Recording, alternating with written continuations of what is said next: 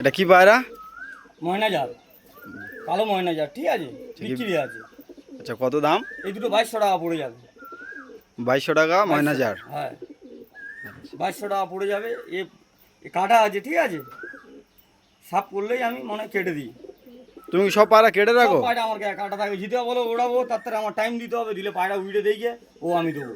ঠিক আছে। তোমার কাছ থেকে 2200 টাকাটা যে নেবো এমনি নেবো না, ঠিক আছে, তোমার পায়রা দেখিয়ে দেবো। এখনো 6 পিস পায়রা উপরে উঠছে, দেখো দুটো লেবে গেছে, দুটো না তিনটে লেবে গেছে, তিনটে উঠছে, দেখো লক্ষ্য করে দেখো। 5টার সময় তুলেছি পায়রা, হ্যাঁ, দেখা যাচ্ছে, রোদে দেখা যাচ্ছে না, দেখো দেখো, তাকাতে পারছি না রোদের কারণে।